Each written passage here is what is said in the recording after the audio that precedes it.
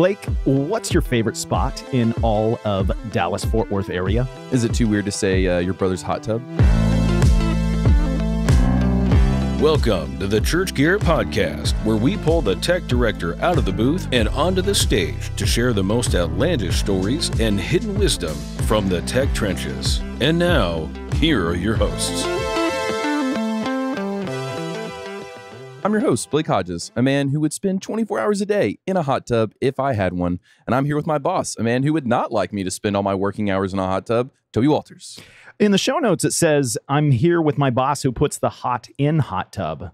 Yeah, I made an ad-lib change right there. Was that a little too racy for, an early morning podcast recording? I just didn't want people to know of my love for you this early on in the day. Is it a secret? Sometimes. I mean, apparently it's not a secret for your love for my brother and his hot tub. Yeah, between the Walters men, don't make me pick. I mean, Toby, my boss, the other Walters guy with the hot tub. Oh, it's a tough one. And I don't have a hot tub, but my brother does. That's true. But you put the hot in his hot tub. Yes. So that's what made it, bubbly, I'm assuming. I doubt there's anything else heating it. No, it's just me. I'm like a lava rock. Okay, what? So I was just in the Dallas-Fort Worth area visiting my family. So all my family lives out there. We're all from California, but they decided, hey, Dallas sounds good to relocate to and move to. I'm starting to think California only exists to generate people to then leave the state. Nobody stays. It seems to be the case, although a lot of people moved to California, or at least when I was younger. That's true, because then they're like, well, I'm going to make it in acting. So if you're born there, you leave. And if you're not born there, you think it's awesome. Yeah. So spent 5 days in the Dallas-Fort Worth area. And I thought to myself, well, what do you think there's a lot of in Dallas-Fort Worth? Evil cowboy fans. There certainly Churches. is that. But churches, I mean, Dallas-Fort Worth is like the mecca for mega churches. That and Atlanta seems to be the two cities that just have like a mega church on every corner. So I thought hey, I'm going to be in town. Let's see if I can meet with some of our friends. So I planned to meet with 2 churches, but ended up meeting with 3. So first, I went to our friends at Gateway Church in Southlake and visited them at their central warehouse. Blake, their warehouse probably has more gear in it than we do. Well, once you said their central warehouse, I was like, oh my gosh, they need a name for it because they've got multiple ones. Like, that's a lot of gear. So some of these churches that are doing like really amazing things and are building campuses, they'll have a central warehouse where they essentially source the gear out to their campuses. And so this one is for that. Like, they have a broadcast campus, which is sort of their central campus, but then this, warehouse of gear feeds all their other campuses as well. Saw the same thing at Church of the Highlands. That's pretty genius. Did you pick up any tips for us on having a better warehouse ourselves from those churches? More space? Yes. Yeah. Yes. I mean, like 90,000 square feet would be helpful. We just need God to take one of our ribs and create another warehouse for us in the way that he created Eve, because we just need more space. I think I would literally donate a rib to get a bigger warehouse at this point. Everyone at Church Gear would. So essentially, like on my way to Gateway, we also got an email from Watermark Church. Watermark's just down the road, and they said, hey, we got gear and we got an LED wall coming, and we have nowhere to put the LED wall while we wait for installation. We got to get this gear out. And I said, well, fancy that. I'm in the Dallas-Fort Worth area. And so I drove over and I took my dad because, poor dad needs something to do. Well, as we established, the Walters men have many talents, so anytime you can leverage one, you better take them. Many. And my mom is always trying to keep my dad busy because otherwise he bothers her. He must bother her by being the nicest man I've ever met. Stop sucking up to my dad. I like your dad a lot. Fine. So I go to Watermark, and the first thing that struck me is the tech director, Hudson, said, I'll meet you in the coffee shop. And I said, okay. Like, I assume most churches, like large churches, have a coffee bar. But this had like at least 50 people in it, just like hanging out, working. Like, it was busier than any Starbucks, and it was huge and awesome. No, that's great though, actually. I mean, because on a real note, I've always said churches have got so much space. You could be, the community center for your area. So I love hearing them do that. That's great. And this was a Thursday afternoon. And so I asked Hudson, like, is this normal? And he said, oh yeah, like this is one of the most popular coffee shops in town. And I thought it was so cool that like a church coffee shop's just open all week. And they also had, and you would appreciate this, Blake, they had this incredible 3-story like children's play area. Oh, nice. Like all these like rope bridges and climbing things, and it's just open to the community. See, everybody, this is how you do it. This is great. I mean, obviously all churches are not of this size, but I love this. And it doesn't feel like a church. It kind of feels like you're at the Google campus. Like their whole intention was to create a space that, felt more like a corporate setting, like you feel like you're going into the Google Retreat Center. And then I walked into the worship center as well, and it was so cool because it's created not to look like a church. It fits 4,200 people, so it's massive, but it's all these like cool wood tones and kind of like industrial architecture feel. So it's really cool to see. As a millennial, give me some industrialness combined with a little bit of wood tones and you got me. I'm sold. Yes. And so third, I decided, well, let's connect with our friends over at Prestonwood Baptist. And so I've been on the campus of Prestonwood. So like 10 years ago, I bought a Fender Twin Reverb from some guy at Prestonwood. Like he was one of the worship guys. How you remember that? Well, who would ever forget a Fender Twin Reverb? Me in 3 hours. Yeah. So I had been on campus. I think I met the worship guy like in the parking lot. He had it in his trunk and he's like, yeah, just meet me there. I've done so many parking lot deals Toby's in my done life. So many drug deals. I mean, so many gear deals out of trunks. I mean, gear addiction syndrome, as we've seen, is a real thing. So this was the first time I actually walked inside of Prestonwood. And if Watermark was impressive, oh my goodness. So I walk into the... So it was Impressive Wood? Impressive Wood. There you go. Wow. That was a painfully bad Practicing joke. my dad jokes. Yeah. I sure hope Brian edits that one out because that was brutal. Okay, we'll try again here. So I go inside Prestonwood, and my oh my, is it impressive wood. Oh, dang it, I did it too. I just inceptioned you. That was great. So their lobby it's like 3 stories tall. It's massive. And then I met with their lead audio tech, Mike Smith. And Mike has quite the storied past as well. And he walks me into the worship center. And the first thing I thought was like, I think this is bigger than Willow Creek. No way. Also, Mike is a great name for the audio guy. Oh, that's good. Yeah. So like I'm looking and it's kind of like just like Willow Creek has 2 balconies. Which is just stupendous. It's such crazy. A cool site. Fits 6,700 people. So Prestonwood kind of has 2 balconies. It's like the floor just keeps going backwards, like up stadium seating. Well, you know what that is, Toby? Why? Everything's bigger in Texas. That I guarantee you that's true. So it goes just up.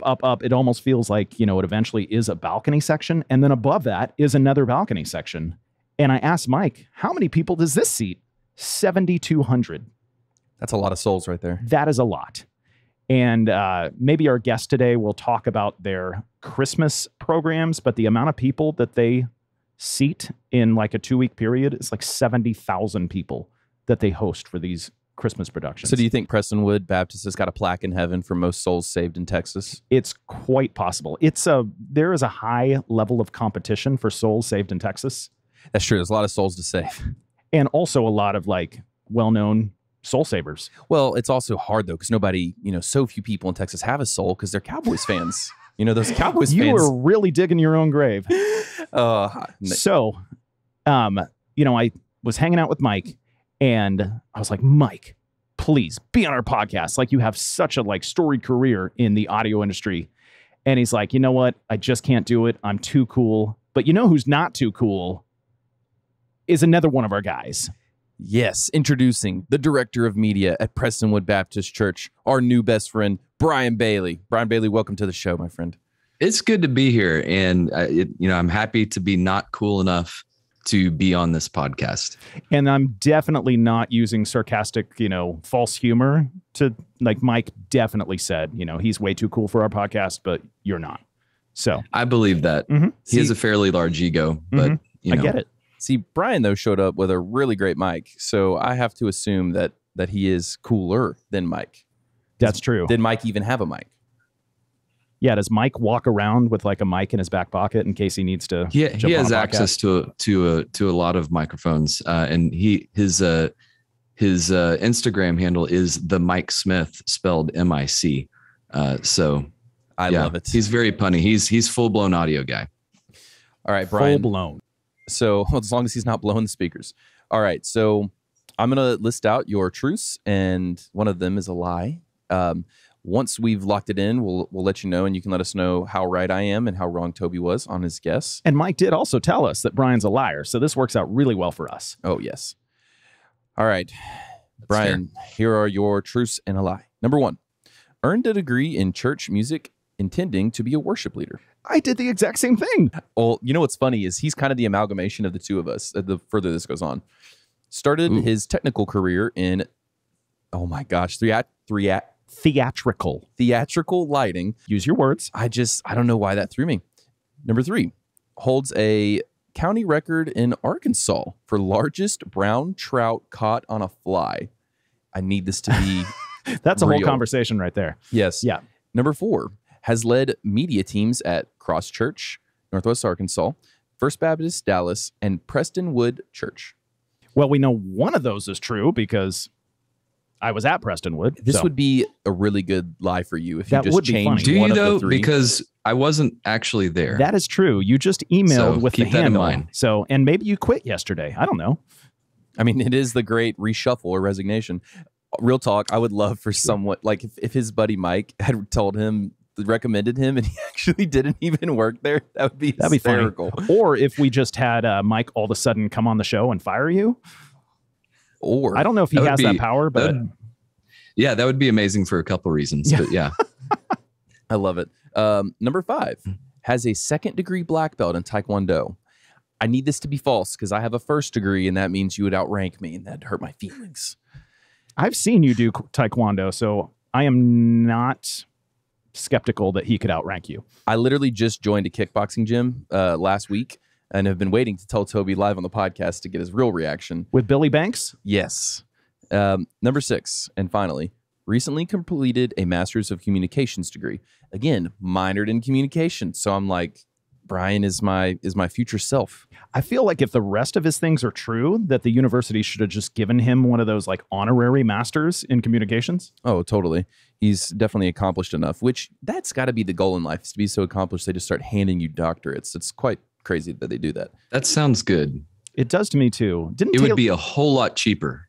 Oh, yes. Didn't Taylor Swift recently get one? She did, however, and I was thinking of that joke too, but I remember reading about it, and I think she might have actually done some coursework. I don't know if they just gave it to her. I feel like there was something in there about she was... Okay. So if I'd like do some coursework? Well, Toby, you did do some coursework. You did, but you didn't finish your piano exam. So Shut up. Okay. All right. We got to figure out Bryan's lie. Bryan, do you want to give me any hints so I can beat Toby on this? You can't give hints.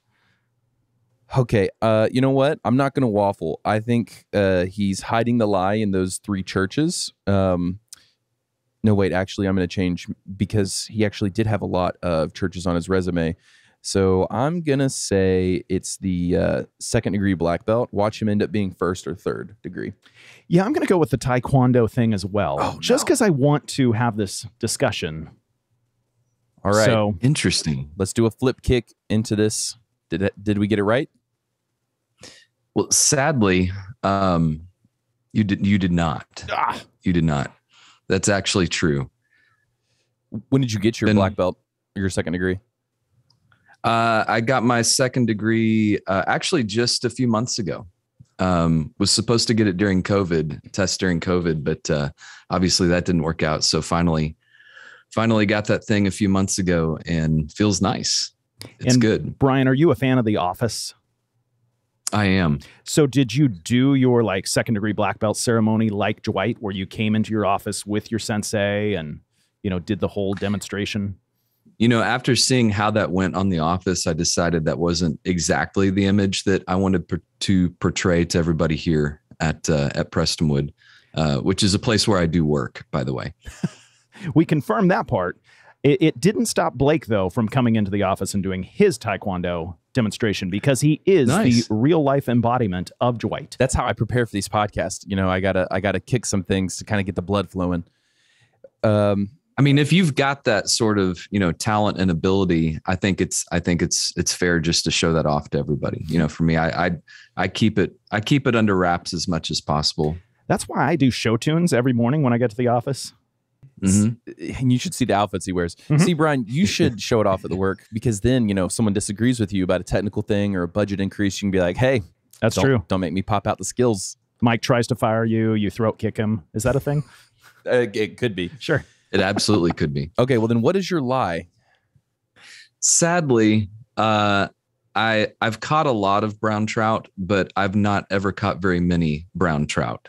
So I do not hold a record in Arkansas or any other state for that matter for largest fish of any kind. I kind of feel dumb that we didn't get that now, because looking at the lies or his truths, they do run a consistent theme. That's like a random wilderness outdoorsy kind of thing. Well, the taekwondo is also kind of random. That's true. Yeah. Between the two of them, those were probably the biggest outliers. Now, I've never caught any, I don't even know what a brown trout is other than a trout that's brown, I guess. That is the right answer. That's fair. Yeah. I went fishing once in my life when I was a kid in Japan on a family vacation. I know, this is a super random story. And our host took us ocean fishing, and they, gave me a reel and taught me how to do it. And I was like, okay. I was like 9 years old. So I cast out, and then I feel the tug. And so they're helping me pull it in. I caught 2 fish on one hook. I cannot believe I've never heard this. I've ever been fishing, I caught 2 fish on one hook. In Japan. In Japan. Yeah. Yeah. Well, you've got me there. So. I know. I should have an honorary degree. Toby, that needs in fishing. Japanese ocean fishing. Yes. That needs to be your Instagram bio right after we're done recording. Done. Also a very expensive degree to obtain. And what's Instagram again? Yeah, exactly. That's why I have a job. Okay, so you recently got your degree in your master's in communications and taekwondo. So you chose the COVID route of, well, I'm just gonna get all this education stuff knocked out. That's pretty impressive. Yeah, the communications thing was interesting. I've always wanted to get a master's degree, and have never had a really strong reason to do it necessarily. But originally, I always thought I would get my master's, like get an MFA or something in lighting design. But I'm kind of to the point now where I'm not exactly a lighting designer anymore, so that doesn't make a whole lot of sense. Communications was an area, because I was a music major. Communications is an area where I haven't had a whole lot of formal training, and kind of looking on the horizon, what God may have for me, felt like, going ahead and getting some training in these things that I have opinions on, but I don't have a whole lot of backing for why I have the opinions that I have. It was a huge help, and did that at DBU, Dallas Baptist University, and they have a great communications and leadership program. So it was very cool to take some organizational leadership classes and things like that. And it's already been a huge help to me. Well, Bryan, having opinions on things I have no backing on is basically my whole MO in life. Beat me to it. I could see you gearing up for it. And Bryan, do you have siblings? I do. I have a younger sister. Does she have a master's? She does not. Does anybody else in your family have a master's? Actually, nobody in my immediate family has a master's. Okay, so you're like the opposite of me.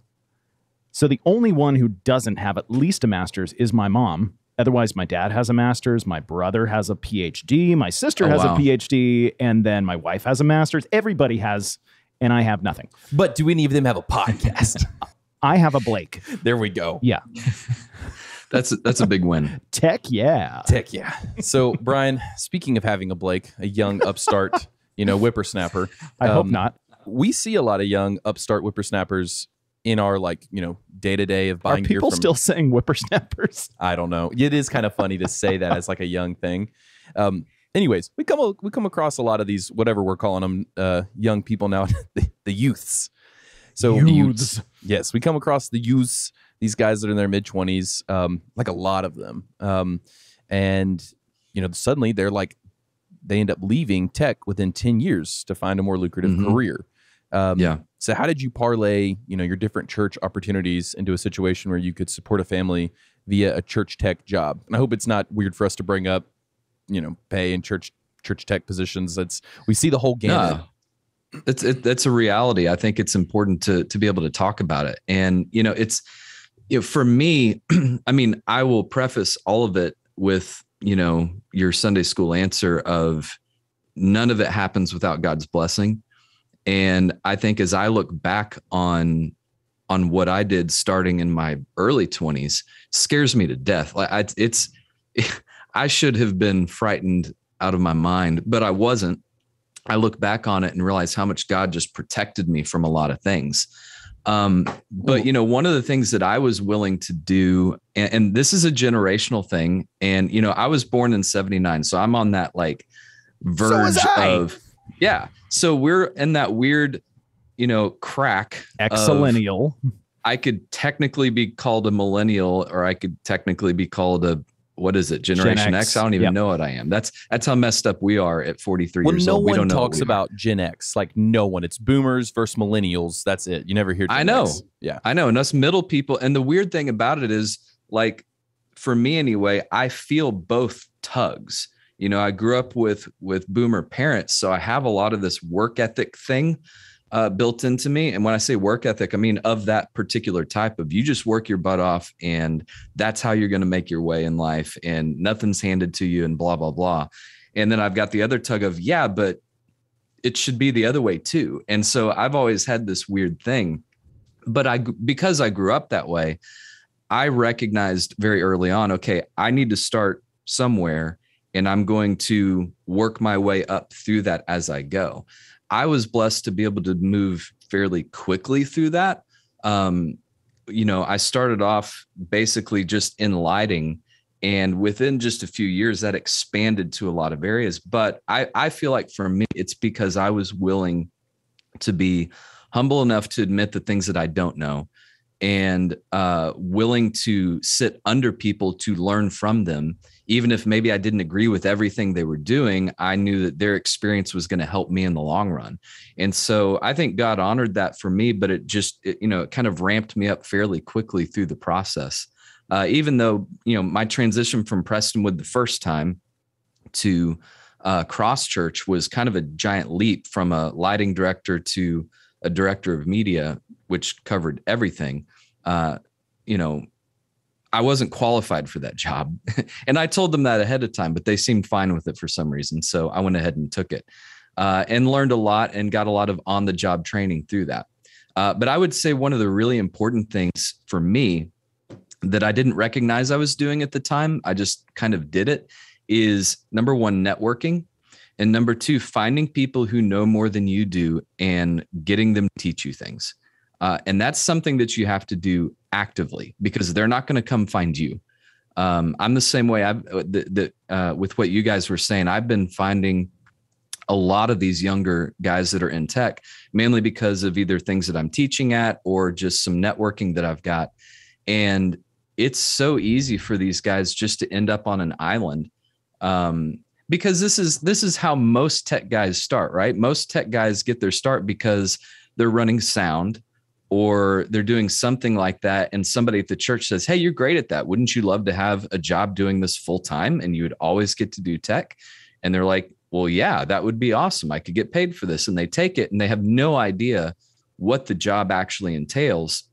And pretty much none of us are actually prepared for the people side of things and the organizational side of things and everything else that goes with it. And it doesn't take long when you compound on that the fact that churches will suck their tech people dry. It doesn't take long before you're out. You know, you could be making a lot more money doing all kinds of other things. So why am I going to continue submitting myself to this? I love what you're talking about as far as like finding somebody, you know, it doesn't have to even be older, but somebody that's further down the road that you want to go and ask them, how do I get there? So I remember, Blake, we were interviewing Todd Elliott with Philo, and it's like almost Philo came about because Todd was like, I don't know who to ask. Like, I need to build a community with these people. But now there is this huge community of tech people. Like there's MXU and Churchfront where all these people are coming together and having these conversations. So for you, Bryan, who like, you are very far down that road where a lot of these young people are looking and seeing like what you're doing. Did you just call Bryan old? No, although he is 43. Okay. And as of the recording of this podcast, I'm still 42. Oh, so congratulations. I know. Thank you. It's coming. So we hope so. How do the young people who, you know, are at your church either like they're started to volunteer or they haven't yet, like how do they approach you to say like, ooh, I want to be doing what you're doing. Like, what's step one? Like, what's your advice that you then hand down to them? Yeah, I've actually had several people do that. And I've even got some people that are on my team that have said, hey, at some point, I'd like to be doing what you're doing. And first, I try and warn them and make sure they understand what it is that I actually do. But I really go back to what I was saying, which is, okay, number one, put yourself in a seat of understanding that you don't know. Not only do you not know everything, you probably don't know very much. And if you will at least believe that that's true, then that's a good starting point to understand I need to pull from as many people and resources as possible.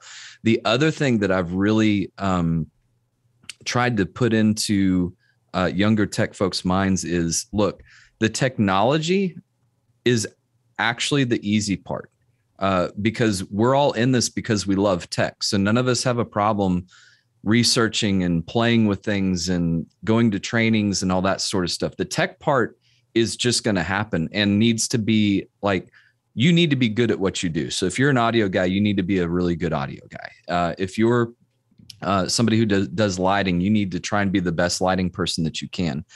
That's just something that's fairly normal. The thing that a lot of people don't think about is the leadership aspect of things. And so I've got a fairly lengthy list of books that if somebody comes to me and is legitimately saying, hey, I want to know how to do this, I say, here, take this list and just start reading, and don't stop reading. I was not a reader. What are some of these books, Bryan? Well, this is what Toby did to me the day I took the job at Church Gear. He gave me a stack of books. I put them on my bookshelf, and I've been going through them with the hack of that is the library app. Download your local library app. You get audiobooks for free. But anyways, what are some of those books, Bryan? One of the ones that I start with is Turn the Ship Around, L. David Marquette. And it's a fantastic book. He was a submarine captain, lieutenant. Yeah. But he was in charge of nuclear submarines. And it's an amazing story of how he took a submarine that ranked the lowest in the entire fleet and changed it to rank the highest in the fleet. And it's all about the leader mentality of leadership. So instead of a top-down leadership mentality, it is how do you empower everybody on your team, every single person at every level, to be a leader in some way. And as your team grows in the church world, that becomes more and more important. For people on smaller teams that don't necessarily have that sort of those sort of resources, that they may only just be them and they've got some volunteers or whatever. I also like for them to read How to Lead When You're Not in Charge, which we just got to hear that fantastic author at Philo.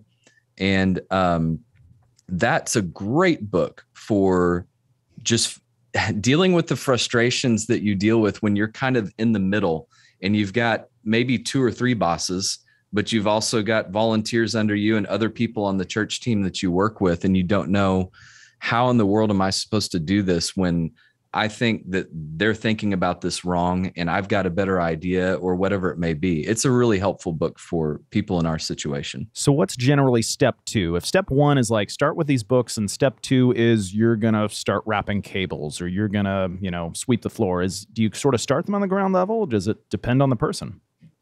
It depends on the person. I mean, I've got one guy that I'm thinking of that is like, he's in his early 20s, like really early. I think he's 21 or 22. And what I tried to explain to him is you already have more technical experience at your age than I did even 10 years beyond you. Like, because of the way things are now, I mean, for crying out loud, there's college degrees now for people who want to do church media. That didn't exist when I was in college. So these younger people are getting way more hands-on experience with technical gear than we could have ever done, 20, 30 years ago. So they already have, like, this guy already has the technical knowledge. So it's like, you just keep doing what you're doing in that. It's the leadership capabilities that are going to really set you apart. It's another big thing is developing self-awareness. Because I don't know if you guys know this, but tech people are an interesting group of people, and tend to not have a whole lot of self-awareness about how others perceive them, how they are affecting others. And it was a problem that I had for a long time. I tend to be pretty brash and, well, maybe not brash, but certainly confrontational, right? I have no problem stepping up and letting somebody know that I don't necessarily agree with what they're saying, or this may be the wrong way to go. And it took me a long time to realize that my approach to that maybe wasn't the most helpful way to do that. So finding books, finding courses to take on developing your personal awareness of how you're behaving, how other people perceive you is a huge help. So I want to kind of build on that, but I want to switch gears a little bit. You had talked about like how people get frustrated. They see like, well, I could be doing that better, but learning how to lead well. So I think, what we're seeing a lot is people get frustrated and then they don't lead, they leave.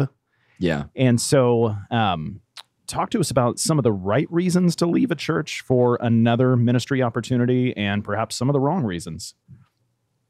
Well, it's interesting because I've had the opportunity to leave places that I've been several times. And obviously I've done that several times. And it's always a scary thing for me because my biggest fear personally is that I would make a decision based off of something that's in my head and my logic, but is not what God wanted me to do. And so really, when I get into those times, it's like whatever my spiritual relationship with God has been, when those times come, it's like I just take that deeper, and I want to make sure that I'm hearing what God has to say to me, and I'm not just basing this on, well, this is a better salary, and I like where this location is better, and I like this person that I'd be working with better. There's so many seemingly good reasons to move to a different situation that really don't matter if that's not what God wants you to do. And really, in a couple of different instances that I won't name specifically, I reached a point at that church where I realized, okay, so I'm definitely not going to be here for much longer, but I don't know how long that is. I just know that the situation that's come about is one that I'm not really built for, or this doesn't fit me, or I don't feel comfortable with this, and this is not going to last much longer. But God did not release me from that in one instance, for about a year. And so I spent a year at a place that I knew pretty well I wasn't going to stay at much longer. I wasn't happy with the way things were going. I wasn't comfortable with some things. But I had to make sure that I was still doing my job well, that I would finish well one way or another, and I had to wait for the right opportunity that God was going to bring me. During that time, I had a couple of different interviews. Any of those I could have taken, and they were all good opportunities. But figuring out what it is that God had next for me, that's really the scary thing for me in those instances, is knowing that something needs to change, but being able to wait on God and have the faith to understand, okay, here, I'm going to put this in front of you. And usually it is something that's like, oh yeah, this makes sense. So Bryan, you started at Prestonwood and then you ended up back there. So we're assuming you must have left pretty well to end up back at where you started. So, how do you handle that really hard conversation of telling your pastor you're leaving? How did you end up back there? Like, that's quite awesome that you were able to leave so well you ended up back there. Well, really the key is just staying gone long enough that most of the people have left and they don't remember you. So then when you come back, most of the HR records are too old for that, because it was like 15 analog years for me.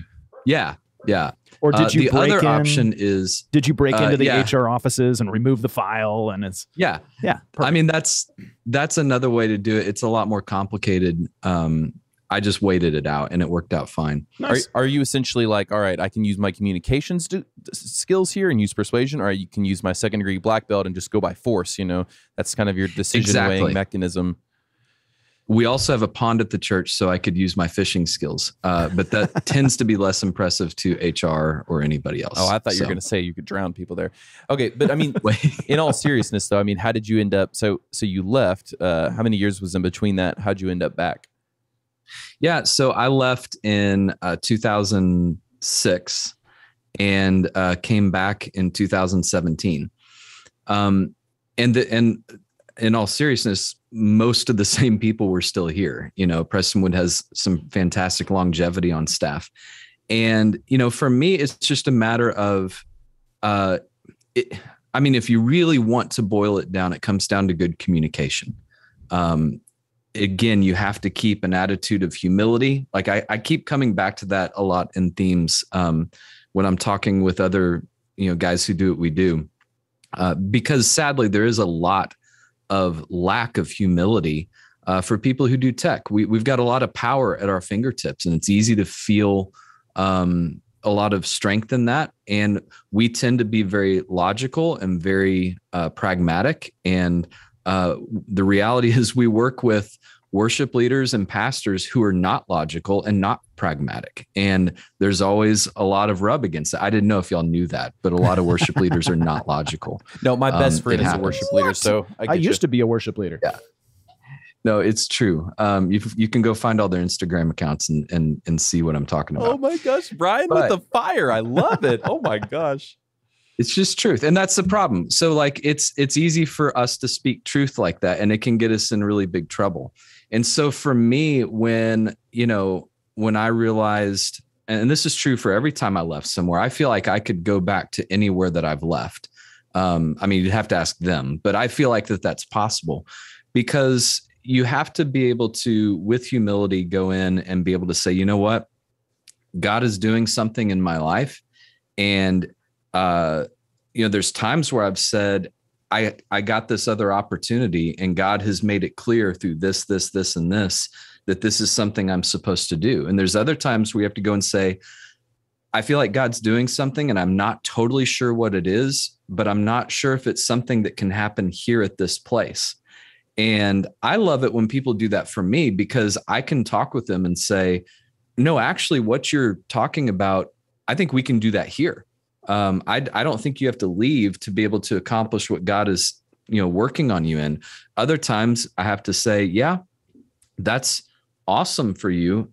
It's not something that can happen here. So let's find a way to help you finish well. And I've got people I can contact maybe that would be good for you. I've got somebody who's doing that right now on my team. She just gave me her 2 weeks notice on Monday, and it makes a lot of sense. But we were also talking about that before she gave me her 2 weeks notice.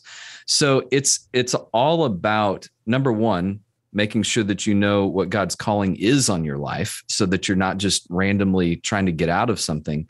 And number two, communicating really well with the people that you work for and with about the transition that's going to happen.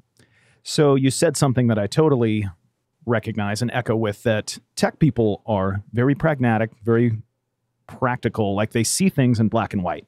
And so for a tech person, it can be very easy to just simply do the math and then go to a very creative, emotional leader and say, look, I did the math. Here's the result. And the creative, emotional leaders, like, they don't receive that super well because they see the world very differently. So do you have some advice for pragmatic, practical people to then have hard conversations with creative, emotional people where that translation works well? Yeah, I do. And it's hard advice for me to follow as well. People who are on the creative spectrum, more creative, who are more emotional and those sort of things, they need relationships. They are relational people. Tech people as a whole are not relational people. We're super low maintenance. We'd prefer not to talk whenever possible. We would just as soon be hanging out watching, Star Wars, and we're good. That's all we need.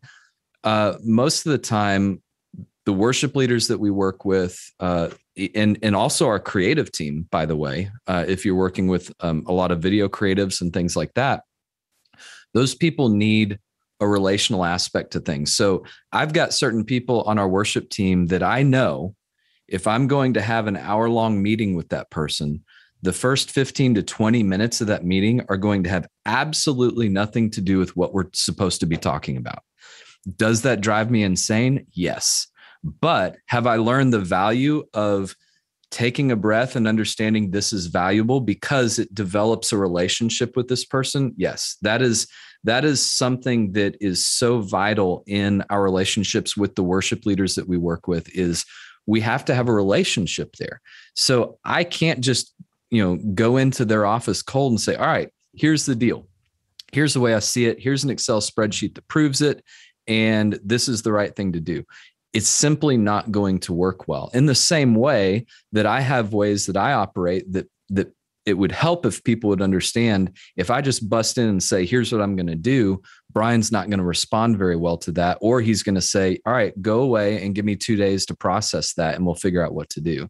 So we have to be able to develop those relationships so that when we have those conversations, it's coming from a place of connection and not just the black and white cold like we're talking about. So was that a big mental shift for you earlier on in your career of like, all right, the time with people, making relationships, having these interpersonal moments that feel like I'm not hitting the topic I was trying to get to, but are building this relationship? Was that a big mental shift of like telling yourself, It doesn't feel this way, but that is really valuable time?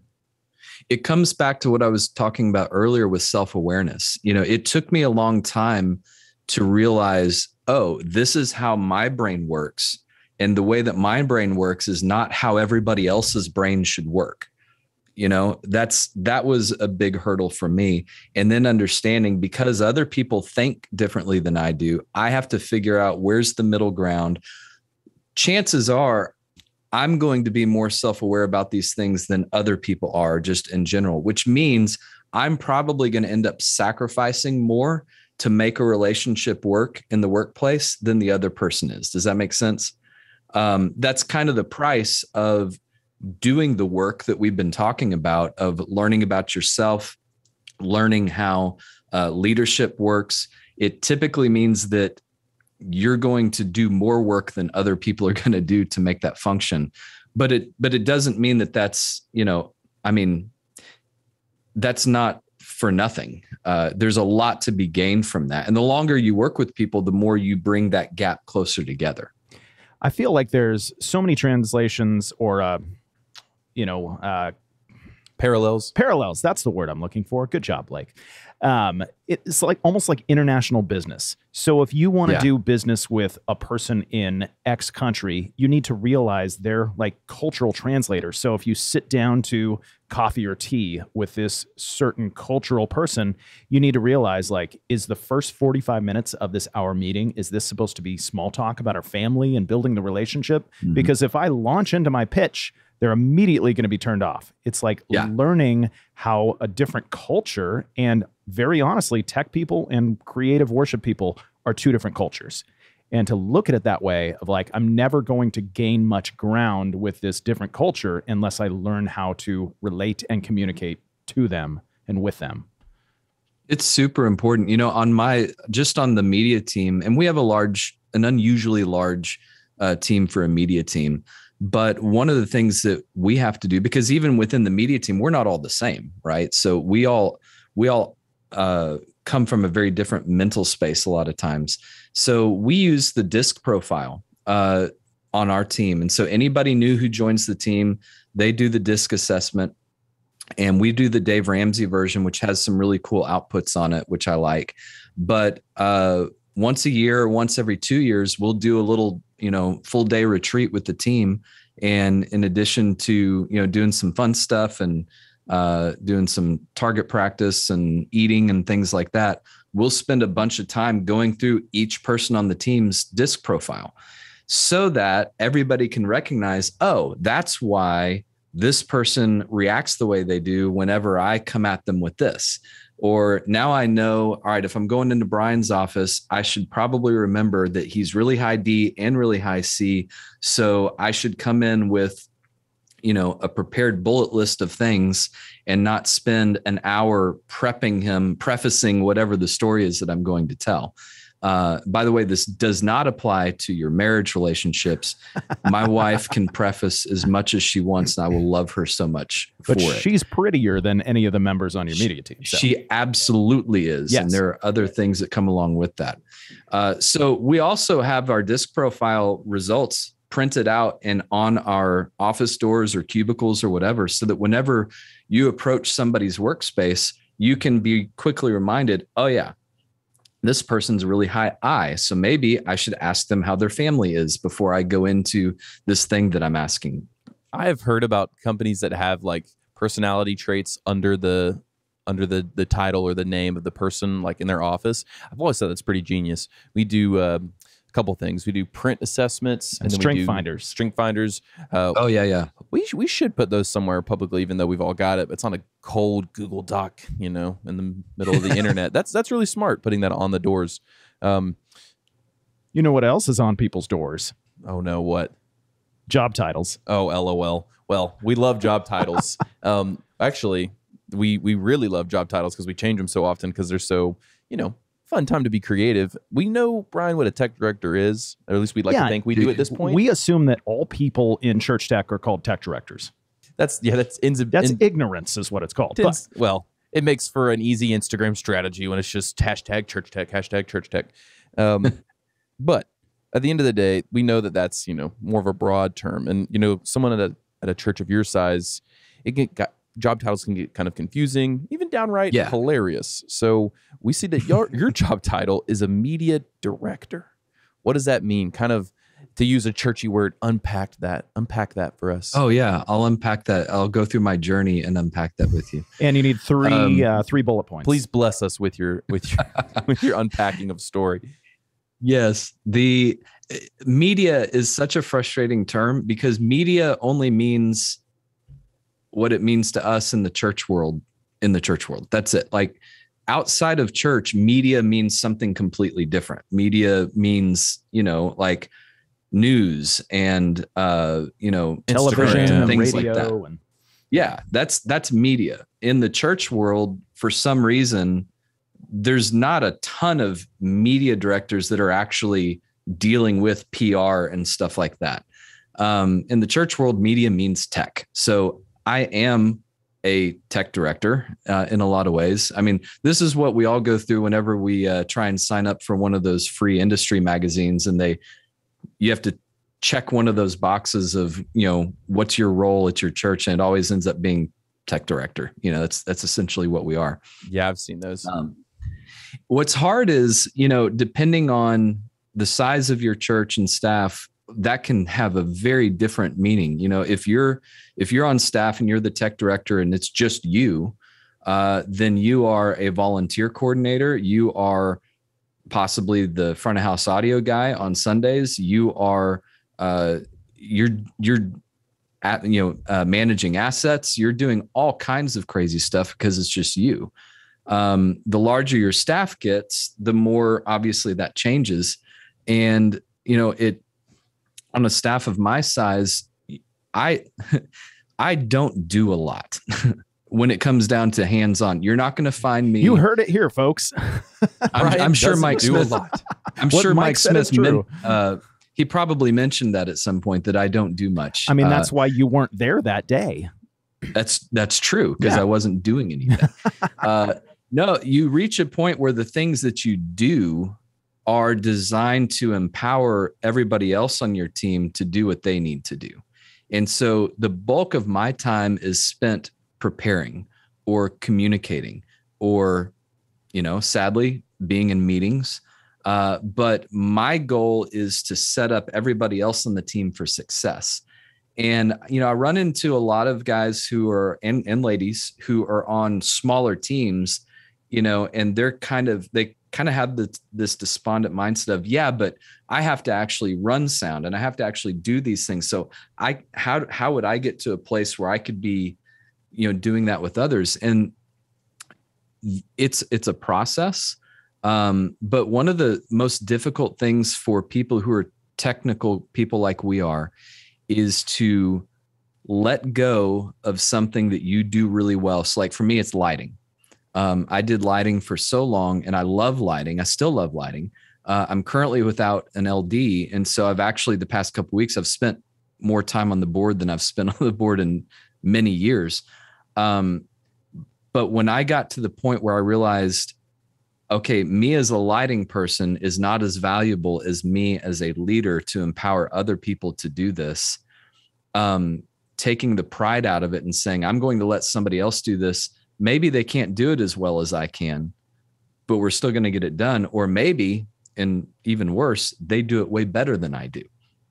That's a difficult place to find yourself when you realize, wow, this person's better than I could ever be at this. So it's a process of setting up people, whether that's volunteers or paid staff. A lot of churches can't afford or are not going to put a whole lot of paid staff on the team. But that's one of the reasons why, volunteer training is a huge passion of mine, because I believe and have proven that it's possible to empower volunteers to do pretty amazing things with technology. But it takes a lot of investment, and it takes you thinking outside of yourself to be able to make that happen. Yeah, we've seen that a lot, where the bigger the team is and the bigger the focus is on leadership and expanding yourself, your skill set, and duplicating yourself can really make some incredible things happen. Like, we've run across some churches where almost the entire tech team, besides maybe one person, is all volunteer. And it's very impressive and inspiring. And I think one of the things you said about, that fear of they may be better at this than I am, you also have to keep in mind, like, they are going to be handicapped to the point that you allow them to be great, or stand behind them and encourage them, empower them. So, as a leader's job is to humble yourself to realize, like, they can only be as great as I allow them to be by supporting them and what they're doing. Which is the excuse I use in every performance review with Toby. I'm like, Toby, I know you said I got to work on these things, but I just need you to, lead me better and empower me to do those things better. You're fired. See, there we go. I got it. Okay, Bryan. So something ended up on my podcast outline here that I have no idea what it means. I have on here to ask you about Cuban Pete, and I don't know what that means or who this Pete guy is. Well, I think the more important question is who was it that brought this to your attention and decided that this would be worth bringing up in a podcast that other people would listen to? Who do you think? Was it Mike? Drop the mic. Mr. Man. Smith threw you under the bus, along with Cuban Pete, apparently. Well, we all do things in college that we're not, entirely proud of.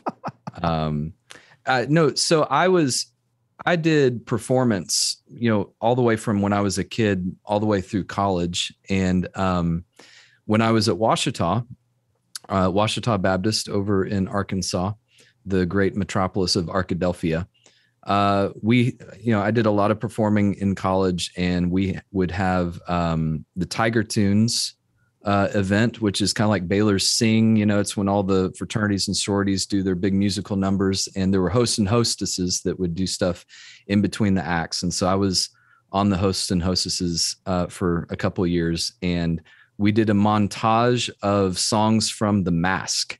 You'll remember The Mask? Is that the Jim Carrey movie? Yeah, the Jim Carrey movie. And one of the songs was Cuban Pete. And we had a thing happen where all of our costumes that were supposed to come did not happen, and we had to scrounge and find some costumes. And sadly, the costume for Cuban Pete ended up being in more spandex than I've ever worn before or ever will wear again. Is there a photo of yes, this? Please tell us their evidence.